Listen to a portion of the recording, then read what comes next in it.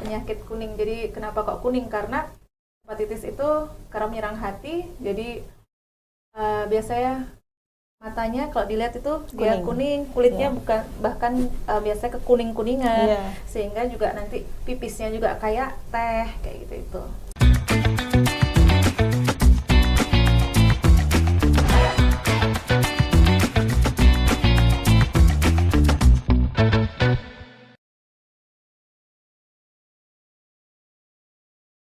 Halo Tribuners, kembali lagi bersama saya Septiana Cahyani Eka Saputri dalam podcast Cakap Sana Cakap Sini.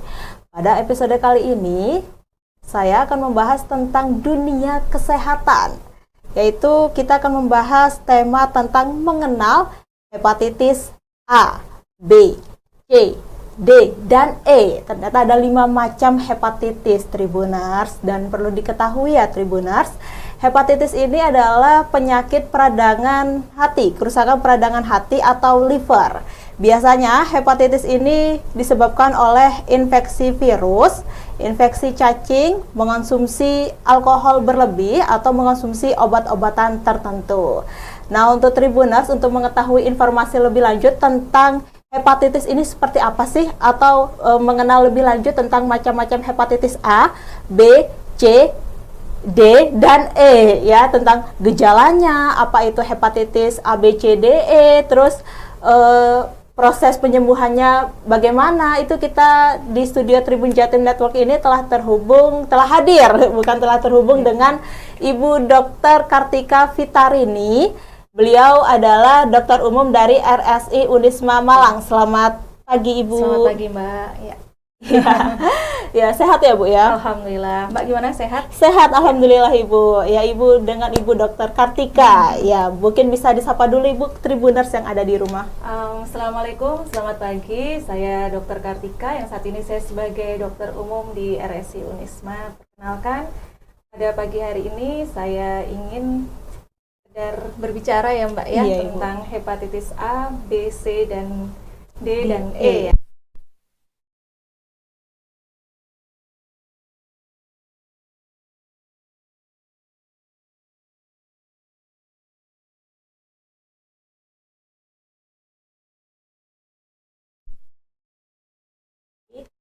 D, dan E ya Bu ya. Dan juga ini hepatitis ini katanya disebabkan oleh infeksi virus yang menular ya Bu ya. Mungkin bisa dijelaskan lebih luas lagi Bu, apa itu hepatitis A, B, C, D, dan E. Jadi saya di sini bicara tentang hepatitis A, B, C, D, dan E dengan kapasitas saya sebagai dokter umum ya Mbak. Iya, siap Ibu. Jadi memang ada 5 jenis hepatitis itu. Bisa sebenarnya semuanya sama.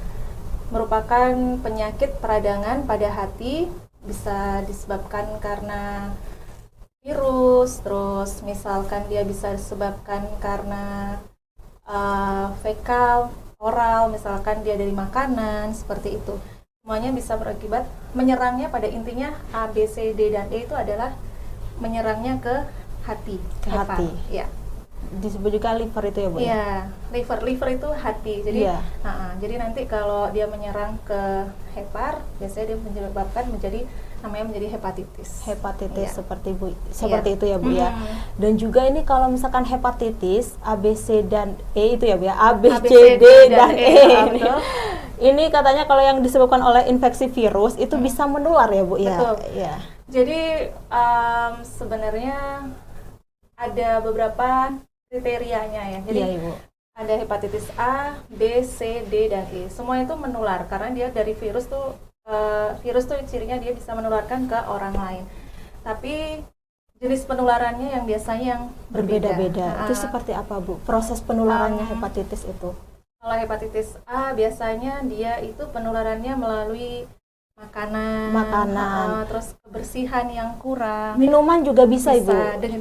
Yang berkontaminasi dari orang yang terkena hepatitis itu, atau dari misalkan alat mandi seperti handuk yang dipakai bersama-sama seperti itu. Oh, alat mandi juga bisa terkena. Alat mandi, terus peralatan piring, gelas gitu ya Bu ya. Asalkan dia terkontaminasi dari orang yang terkena virus hepatitis itu sendiri ya Bu ya. Ya, kalau hepatitis B, C itu biasanya B, terutama B itu biasanya karena dari darah, iya. dari cairan vagina, Iya. cairan semen, terus dari hubungan seksual seperti itu bisa semua. Itu B dan C, dari Iya. transfusi darah, Ha-ha. berhubungan seksual, terus cairan vagina B dan C ya Bu ya. Tapi katanya kalau misalkan ibu hamil itu juga bisa. Oh iya, betul. Ibu hamil itu ya Bu ya. Pada ibu hamil juga bisa. Jadi pada waktu dia persalinan normal, Iya. dia bisa mengakibatkan penularan dari ibu hamil ke bayinya. Ke bayi itu, ke janin itu ya Bu ya. Apabila ibu tersebut menderita Terkontaminasi hepatitis. Nah, Itu B dan C ya Bu ya. Kalau D Bu, dia itu sebenarnya yang saya tahu dia itu sebenarnya dia itu adalah penyakit yang mendompleng pada hepatitis B. Biasanya dia tidak bisa berdiri sendiri, jadi dari hepatitis B akhirnya hepatitis D-nya dia akan masuk. Hepatitis E pun biasanya dari makanan juga sih semuanya. makanannya ya Bu ya. Berarti kalau misalkan ini Bu, saya tuh masih penasaran dengan hepatitis A ya Bu ya. Ini kan yang paling sering terjadi ya Bu ya, kasus-kasusnya kayak anak-anak kalau anak sekolah itu kan lebih sering jajan di kantin ya Bu ya. Itu banyak sekali kasusnya kayak mahasiswa terkena hepatitis gara-gara jajan di kantin. Di kantin kan belum tentu kebersihannya terjaga ya Bu. Itu masuk hepatitis mana itu? Biasanya sih hepatitis A, Mbak. Hepatitis A itu biasanya hepatitis yang dimana dia adalah penyakit dengan self-limiting disease. Jadi dia akan sembuh sendiri seiring dia nanti kondisi badannya seperti apa gitu. Dan daya tahan tubuh, karena virus itu sebenarnya tergantung dari daya tahan tubuhnya. Tergantung dari daya tahan tubuhnya. Berarti yang cepat terkena menular hepatitis itu hepatitis A ya Bu ya? Hepatitis A, hepatitis B pun juga. Karena hepatitis A mungkin lebih sering karena dari tadi yang Mbak bilang tadi, dia dari makanan kita minuman, suka konsumsi yang makanan yang kebersihannya kurang bisa kita ketahui dan terjamin. Jangan lupa cuci tangan pun kalau kita tidak bersih. Pakai sabun ya ketika kita keluar dari toilet juga cuci tangan ya Bu ya. Iya. Apalagi toilet itu kan banyak kumannya ya Bu. Nah, dari tinja pun bisa. Dari tinja pun juga bisa ya Bu ya. Iya, dan apalagi kalau di kantin tuh kan kadang airnya tuh cuma dua ya Bu ya. Air yang unsur kotor terus sama bersih itu dibolak-balik sama. Iya. Nah, terus kalau misalnya yang paling berbahaya Bu antara hepatitis A, B, C, D dan E, ini apa Ibu? Sebenarnya yang paling berbahaya itu semuanya berbahaya Mbak ya. Semuanya Cuman berbahaya, yang Ibu. biasanya yang itu hepatitis C. Hepatitis C itu dia bisa menyebabkan sirosis hepatis sampai dengan CA hati. B pun juga. B itu ada yang akut, ada yang kronik. Kalau akut yang diketahui secara cepat ya dia akan diobati secara cepat juga. Jadi sehingga prognosanya dia lebih baik. Tapi kalau hepatitis yang kronis dia biasanya bisa menimbulkan ke sirosis hepatis sehingga tingkatannya dia naik ke hepatitis. Naik ke hepatitis. Dan ini hepatitis nih bisa menyebabkan kematian nggak sih Bu?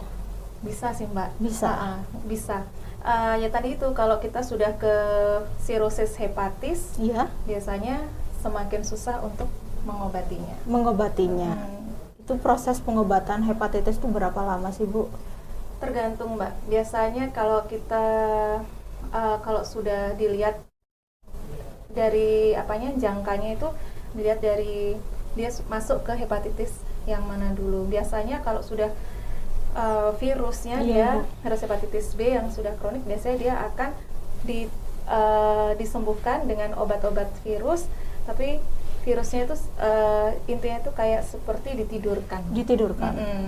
Nanti terus setelah itu nanti dengan dimonitor terus sama dokter, dicek antibodinya seperti itu ya Bu ya. Dan Bu Dokter, ini sepertinya ada pertanyaan. Ini kan juga diupload ke media sosial ya Bu ya. Ini ada pertanyaan dari netizen Bu Dokter. Ini netizen, kalau misalkan Unisma ini sebutannya RSI Unisma Malang ini sebutannya apa untuk kalau di saya kan Tribuners gitu. Belum ada. Ya udah, ini ada bikin sebutannya apa? Ini ada Tribuners, pertanyaan dari Tribuners dari Hansel_HTN Bu Dokter. Ini pertanyaannya ya Bu Dokter. Hepatitis itu ada cara deteksi dininya nggak ya Bu?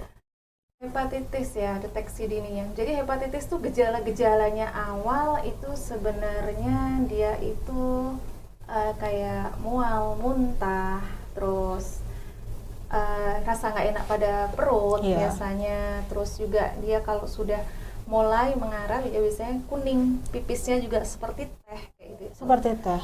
Pipisnya kayak teh, jadi coklat seperti teh. Tadi saya tambahkan kalau pada sirosis biasanya dia sudah bisa muntah darah, buang air besar, buang air besar kayak gitu. Jadi deteksi dini ya mungkin pada saat ini kan kita lebih baik kita dengan kesadaran diri sendiri kita mengecek sendiri untuk deteksi dini di labnya, misalkan kita kena virus hepatitis apa enggak, seperti itu ada semua di lab, bisa di medical check up. Nanti kalau misal dia negatif, terus dia belum mempunyai antibody, boleh divaksin. Ada vaksinnya vaksin juga hepatitis ya, ada. Itu berapa kali Bu dokter kalau vaksinnya hepatitis? Kalau pada orang yang dewasa biasanya dia 3 kali. 3 kali? Insya Allah 3 kali. Itu jadi per bulan, per minggu atau per tahun bagaimana? Jadi biasanya divaksin 1 kali, awal, selanjutnya 1 bulan, selanjutnya bisa 5 sampai 6 bulan berikutnya. Itu tergantung antibodinya juga nggak sih Bu? Apa nanti harus dicek. 3? Oh, dicek dulu apakah dia sudah memiliki antibodi atau belum. Terus riwayat penyakit juga dicek juga ya Bu ya? Selain misalkan dia punya hepatitis terus punya penyakit lain gitu Bu? Biasanya kalau hepatitis ini kita lihat, apalagi kalau kita punya faktor risiko. Misal faktor risiko itu apa sih? Misal kita pernah kontak dengan pasien-pasien atau orang yang dengan riwayatnya adalah viruses hepatis, atau riwayat pasien dengan CA liver, atau kita punya riwayat sebagai mohon maaf untuk narkotika. Atau alkohol, seperti itu. Alkohol ya biasanya. Iya Ibu. Itu biasanya lebih baik kita cek untuk hepatitis itu. Jadi hepatitis itu sama menakutkannya juga sih. Sama menakutkannya juga ya Bu ya. Kayak HIV/AIDS kayak gitu. Cuman kan penularannya dia lebih infeksius ya Bu ya. Dan ini kan hepatitis A, B, C, D, E semuanya bisa sembuhkan ya Bu ya? Ada yang nggak bisa sembuh nggak sih Bu? Kalau hepatitis C itu sudah sangat parah, fatal gitu. Sudah susah untuk disembuhkan. Cuman ya prognosanya tidak bagus gitu. Kalau saya bilang tidak bisa disembuhkan, ya kita ini lagi ya. Cuman prognosanya yang tidak bagus ya Bu ya. Hepatitis B pun masih bisa diobati. Banyak pasien yang bisa sembuh dalam tanda kutip, biasanya virusnya dikasih obat gitu. Virusnya dikasih obat itu proses penyembuhannya berapa lama Bu? Tergantung Mbak. Nanti biasanya dicek. Cek kembali ya Bu ya. Dicek lagi. Nggak kira-kira kebanyakan pasiennya itu berapa lama? Bisa bertahun-tahun, bisa 6 bulan. Bertahun-tahun juga, 6 bulan, setahun. Nanti minum obat yang teratur. Minum obat yang teratur ya Bu ya. Tapi ada nggak sih Bu pasien tuh yang males minum obat gitu Bu? Ya pasti ada. Ada ya Bu ya. Namanya juga kalau minum obat harus tiap hari dengan teratur ya Bu. Keteraturan minum obat, ketaatan. Kita pun bahkan kalau kadang kita sendiri pun tidak memungkiri, bahkan kita kalau sakit yang biasa harus minum antibiotik kan kadang juga bolong-bolong, padahal antibiotik hanya 5 hari ya. Iya Ibu. Ya Ibu, baik. Ini ada pertanyaan selanjutnya Ibu dari Tribunars. Ini dari @mutiahar. Apakah betul hepatitis rentan terjadi pada anak-anak Bu? Hepatitis tipe apa yang paling banyak terjadi pada anak? Hepatitis pada anak-anak. Hepatitis pada anak itu bisa saja terjadi. Biasanya erat kaitannya dengan infeksi dari adenovirus. Jadi anak-anak kan biasanya kayak tadi, biasanya suka jajan ya, terus biasanya dia kebersihan tangan yang kurang, dia suka masukkan tangan ke mulut kayak gitu ya. Seperti itu, dia suka jajan sembarangan. Biasanya sih bisa terjadi pada anak-anak. Biasanya kalau yang saya baca itu kemarin disebut juga dengan hepatitis misterius ya kayaknya ya. Masuk ke hepatitis misterius ya, untuk anak-anak itu. Cuman karena erat kaitannya dengan virus adenovirus, jadi hepatitisnya itu. Gitu. Biasanya sih biasanya A biasanya Mbak. Cuman nanti makanya anak-anak juga penting untuk melakukan vaksin dari juga. Bayi. Dari bayi. Bayi baru lahir kan biasanya divaksin. Udah divaksin. Dan kalau kasusnya Bu ya, yang sering terjadi khususnya di Kota Malang ini paling banyak kasusnya itu mengintai anak-anak atau orang dewasa paling banyak terkena hepatitis ini? Itu dari penelitian ya berarti ya. Kalau yang Iya. dari yang saya tahu ya masih yang sama sih ya Mbak. Cuman kayaknya kalau saya tahu karena saya kerjanya di unit gawat darurat, jadi yang saya sering lihat adalah di hepatitis yang pada orang dewasa ya. Orang dewasa gitu. Kan yang saya tahu biasanya dalam 1 tahun sekitar ada 200 hepatitis B yang baru maksudnya. Yang baru Kasus. Nah, dalam 1 bulan biasanya bisa sampai 10 kasus hepatitis B. Hepatitis C pun juga ada, cuman masih yang tinggi adalah hepatitis B. Karena C kan, B, ya. karena hepatitis C itu kan prosesnya kronik lama. Kronik lama ya Bu, membutuhkan waktu. Dan Bu Dokter, ini pertanyaannya sudah habis, cuman ada 2 dari netizen Tribuners. Ya, Tribuners, dan juga ini boleh kasih tips dong Bu, cara mencegah kita agar terhindar dari hepatitis A, B, C, dan ini lama-lama mengeja gitu. Iya. Mengeja abjad. Jadi memang kesehatan itu sangat penting ya Mbak ya. Jadi Iya. kesehatan sangat penting, deteksi dini pun sangat penting. Jadi ketika kita mengetahui gejala-gejala, yang nomor 1 adalah jangan terlalu panik karena kita ada rumah sakit yang Rumah sakit, buka, ada iya. dokter yang selalu siap membantu.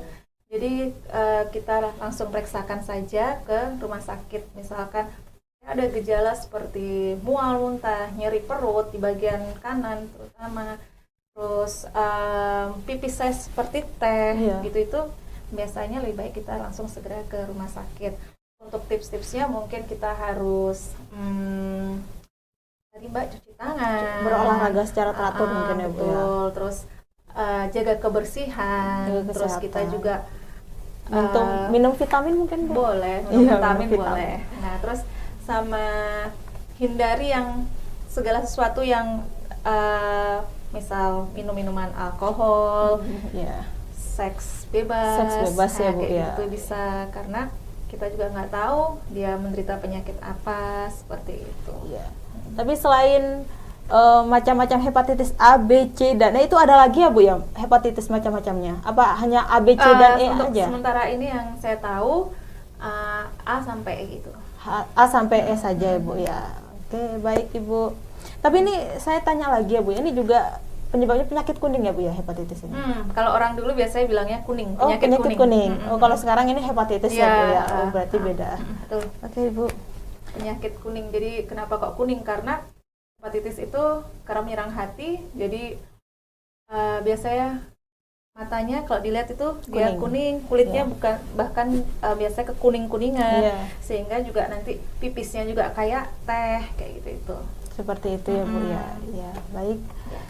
Baik Ibu Sami-sami, Kartika Mbak. Fitarini, Terima kasih, ya. terima kasih Bu atas Sami-sami. waktunya Terima telah kasih hadir, banyak. meluangkan waktunya ya Bu ya untuk hadir di studio Tribun Jatim Network untuk membahas tentang mengenal macam-macam hepatitis A, B, C, D, dan E. Ini pasiennya ditinggal dulu ya Bu ya sama Ibu.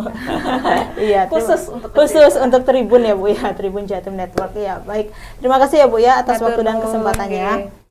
Baik Tribuners, sampai di sini dulu perjumpaan saya kali ini. Tadi kita sudah membahas tentang mengenal macam-macam hepatitis A, B, C, D, dan E. Dan untuk itu Tribuners tetap jaga kesehatan dimanapun Tribuners berada. Jadi saya Septiana Cahyani Eka Saputri dan Ibu Dokter Kartika Fitarini pamit undur diri dan sampai jumpa, sampai bertemu di episode Cakap Sana Cakap Sini edisi kesehatan selanjutnya. Dadah.